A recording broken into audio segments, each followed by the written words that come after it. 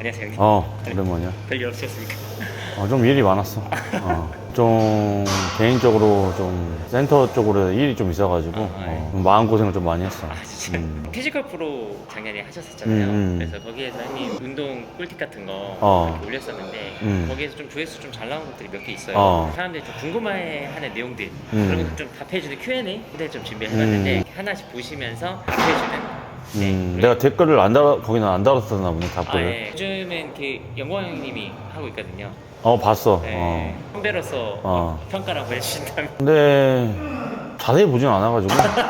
관심이 이제 그러니까 없으니까. 자세히 보지 않았다기보다는 그냥 평가하면서 보진 않아서. 평가를 또 감히 해도 안 되고 내가 뭐 잘하는 유튜버도 아닌데. 그런 의미지. 댓글이나 뭐 조회수 보니까 지금 괜찮던데. 네. 그래서 영범이가 자기 성격대로 하면은 유쾌하고 재밌고 해가지고 가식이 많아. 카메라만 들여두면은 원래 그런 더 유쾌하고 더 재밌고 더 말도 거침없이 하는 스타일인데 말을 많이 가리더라고. 첫 번째는 뭐 레그 프레스 관련된 거였던 것 같아요. 한번 잠깐 보실까요? 여기가 대퇴 직근인데 얘 직근만 여기 골반까지 연결이 돼 있어. 그냥 이 다리뼈에서 다리뼈까지 붙어있다고 하면 돼. 그래서 얘가 그냥 내리고 그냥 올리면 이쪽으로 무게가 많이 가. 그러니까 무릎 주변 여기나 이 직근보다는 내측 강근 외측 강근 이런 쪽으로 무게가 많이 오거든. 무게가 앉은 상태로 되면 어떻게 돼?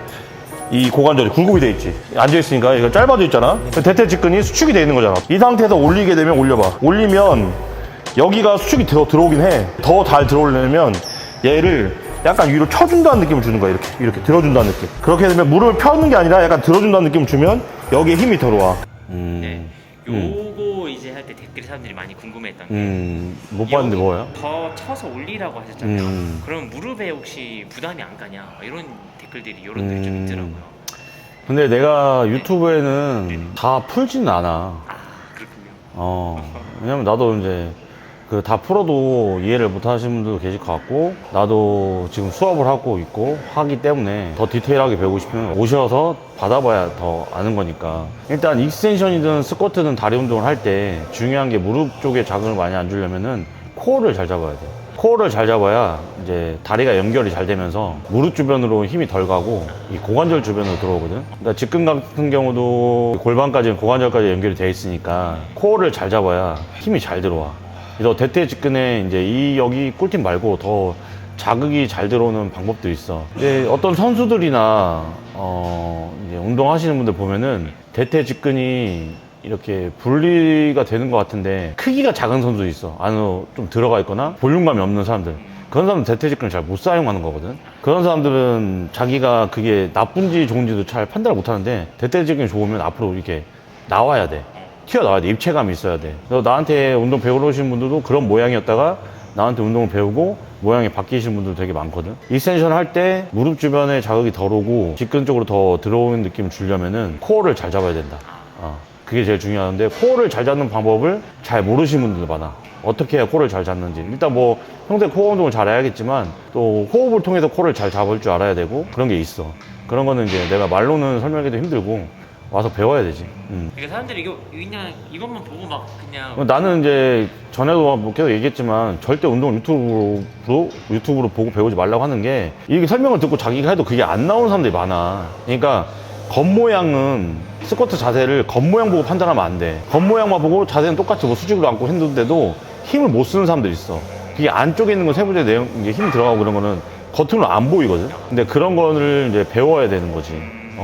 운동 처음 하시는 분들은 나는 무조건 PT를 받아야 된다고 생각해. 돈을 더 낭비하는 거야. 시간 더 낭비하고. 그래서 나도 스승이 없이 운동을 했잖아. 그래서 나도 그게 제일 아까워. 시간이. 내가 좀 더 빨리 배웠으면 좀 더 빨리 깨닫고 좀 더 빨리 몸이 좋아졌을 텐데 그런 부분들이 나도 지금 시간이 지나고 보니까 아쉬워. 코어를 잡아야 돼. 코어를 잘 잡아야 돼. 2번 벤치프레스에 대해서 설명할 때 날개뼈를 잘 밀어줘야 된다고 했잖아. 그 잘 밀어주기 위해서 어떤 느낌으로 하면 되냐면 어퍼컷을 한다는 느낌 밀면 돼. 우리가 이거 어퍼컷 하면 어떻게 돼? 어깨 눌러지고 날개뼈 앞으로 나오잖아. 그런 느낌 밀면은 날개뼈를 쉽게 뺄 수가 있어. 팁이야. 지금까지 이렇게 표현하는 유튜버가 없거든? 내가 또 이렇게 말하면 딴 데가 다 그렇게 얘기한다. 진짜. 계속 어퍼컷 하는 거 밀어주면은 어깨가 들려. 팔꿈치 어깨 정도 왔을 때부터는 팔만 민다는 느낌 밀어줘야 돼. 그래야 이제 가슴이 수축돼. 프리에서. 여기 질문은 뭐야? 아, 벤치할 때 견갑을 후인 하강하지 말라고? 고정하지 마. 사람마다 너무 다르다. 뭐 이런 식으로. 네. 이게 이제 되게 말이 많은데 일단 우리가 자연스러운 움직임이 나와야 벤치 프레스 동작도 잘 되는 거거든. 팔굽혀펴기 할 때 어깨를 이렇게 후인 하강하고 날개뼈를 이렇게 힘줘서 내리고 하는 사람은 없어. 그리고 그렇게 후인 하강을 하면 오히려 너무 후인 하강 시키면은 어깨가 찝혀. 견갑이 잘 세팅이 되어 있는 사람들은 견갑이 제 위치에 잘 있어. 네. 그렇기 때문에 들고 뽑아서 내리 가져오기만 하면은 원래 견갑이 있는 위치에 잘 있어서 그 상태로 내리고 밀면 되는 거야. 근데 내가 여기서 말하는 어퍼컷이나 이런 느낌은 정거근을 잡고 하라는 거, 느낌이라는 말이거든. 근데 정거근이 감각적 기능이 되게 떨어지는 근육이야. 정거근에 힘을 들어간다는 느낌을 잘 못 받아. 그래서 우리가 이제 팔 저려, 뭐 어깨 저려, 다리 저려 이런 말 하는데 정거근 저려는 말 안 하잖아. 여기가 막 아프다고 하는 게 왜냐면 감각적 기능이 떨어지는 근육이야. 그러니까 한마디로 역학적으로 벤치프레스를 했을 때, 뭐 팔굽혀를 했을 때 역학적으로 힘이 들어오는 게 견거근보다 견갑하근이야. 견갑하근하고 대원근이거든. 이게 견갑하근부터 들어오고, 그 다음 정거근 들어오고, 그 다음 뭐 가슴 이런 식으로 들어오는데, 그래서 그런 의미로 말한 건데, 이제 후인 하강을 해서 후인 하강을 하면 견갑이 들어가니까 정거근이 딱 수축이 아닌 잘 되는 세팅이 되는 거지. 견갑이 뒤로 빠지지 않게. 너무 후인을 하고 너무 하강을 시키면은 밀려버릴 수도 있어. 견갑이 한마디로 이제 기능적인 면이 떨어져서 오히려 그렇게 하면 더 다칠 수도 있거든.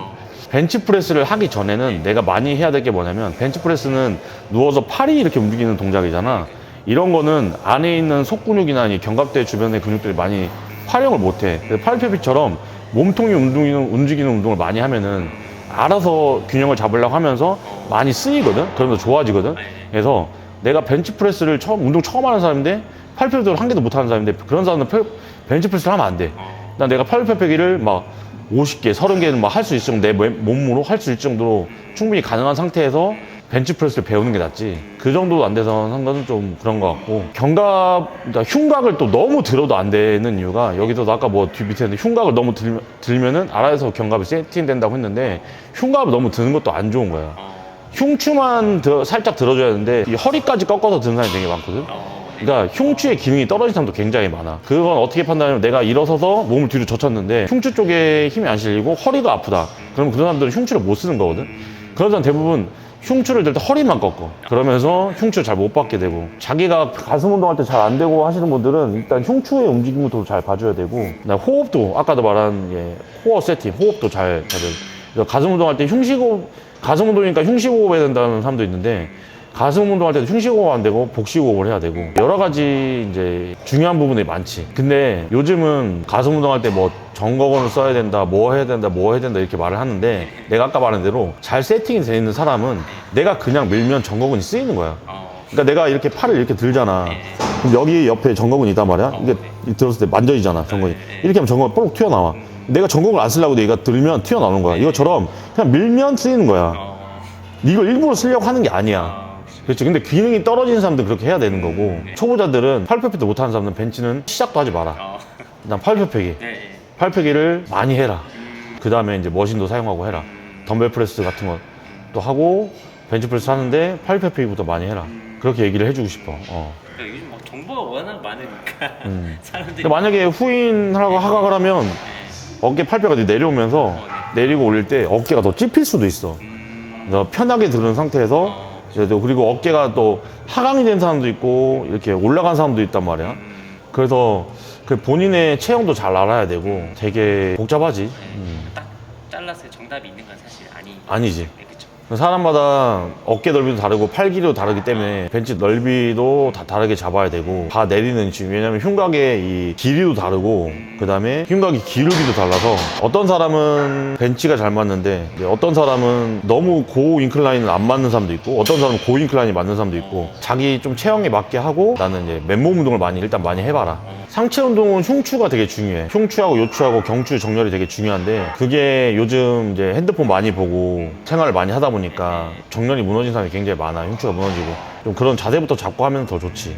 여러 말이 맞는데, 바가 이렇게 잡으면 안 되고 여기서 틀어 잡아야 돼, 이렇게.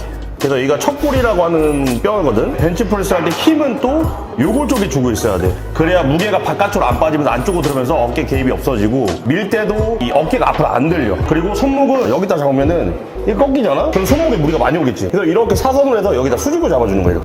이건 질문이 뭐였어? 아 이거 네. 이게 유튜브 정보 보면은 척골이 이제 나도 그런 식으로 들어봤고 근데 어떤 사람 또 욕을 얘기하고 막 이런 얘기 많이 하는데 제일 중요한 거는 이 척골이 돌아가지 않는 뼈고 여기가 더 단단하다고 해서 이 척골이 이제 여기 상완까지 팔꿈치가 연결돼 있고 요골은 붙어 있거든. 그래서 여기가 더 단단한 뼈에서 여기다 지지를 해야 된다 이런 얘기를 많이 하고 하는데 실제로 얘를 놓잖아. 자 요골에다 올리면 얘는 안으로 안 꺾여. 그렇잖아. 근데 척골은 이렇게 밀면 밖으로 꺾여. 더 위험할 수도 있어. 순간적으로 척골은 이렇게 꺾이면 손목이 나갈 수도 있어. 근데 요골은 죽어도 안으로 안 꺾여. 그래서 중요한 거는 척골하고 요골하고 이렇게 되는데, 그러니까 약간 스쿼트 할 때 뭐 뒤꿈치, 엄지발가락 쪽, 새끼발가락 쪽에 힘 주는 것처럼 척골하고 요골에 동일하게 힘을 실어줘야 돼. 어느 한 군데에 치우치지 말고. 그래서 이렇게 엄지손가락을 들면 이렇게 내밀면 여기 골이 생기잖아. 아치가 생기잖아. 여기다 그대로 그냥 얹어주는 거야. 얹어주고 손가락에 너무 힘주지 말고 손가락 잡은 상태에서 그대로 밀어주는 거야. 그래서 약간 척골하고 요골에다 힘을 많이 주고 하는데 무게가 좀 바깥으로 안 새는 느낌을 받기 위해서 요골 쪽에다 좀 더 받는 느낌을 주고 나는 그렇게 하거든. 그런 느낌을 하지. 쭉 밀게 되면 어떻게 되냐, 쭉 밀었을 때 포지션이 어깨에 힘이 많이 들어가려면 이 팔꿈치를 미는 느낌을 주면 안 되고 여기서 내린 상태에서 내려봐. 내린 상태에서 어깨를 고정하고 팔만 편다는 느낌으로 밀어봐. 팔만 편다는 느낌. 그럼 어깨가 눌러지고 어깨가 누른 상태에서 어깨가 수축이 돼. 팔만 올라가면서. 그래서 가슴 펴고 외전 걸린 상태에서 자 팔꿈치를 든다는 생각하지 말고 주먹을 밀어서 팔을 편다는 느낌 밀어봐. 팔을 펴줘. 그렇지. 그렇게 되면은 어깨가 눌린 상태에서 팔이 올라가게 되고 여기 정거근, 이 정거근이 활성화가 돼. 근데 이 정거근을 지지대로 사용을 해줘야 돼. 팔을 올릴 때 귀에 붙이라 한다. 일자로 하다. A자로 만들어라. 귀에 붙일 때는 이렇게 모아서 붙이는 게 아니라 펴서 귀에 붙이는 거지. 이도를 이렇게 펴서 붙이는 느낌이고, 그리고 내가 여기서 설명한 것처럼 이 날개뼈는, 이 날개뼈의 움직임은 팔의 움직임에 따라서 얘가 따라다니는 거야.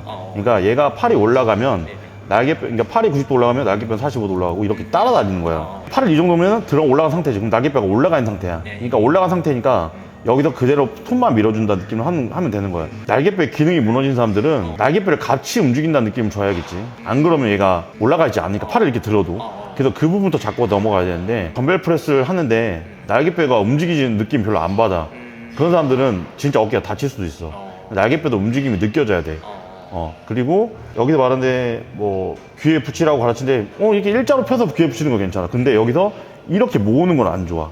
그럼 승모를 쓰는 거거든.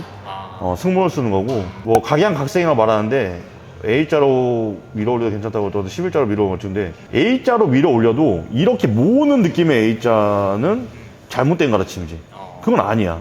그건 아니고, 근데 본인이 그냥 이렇게 해서 이렇게 해보면 알 거야. 그럼 왜냐면 이렇게 하잖아?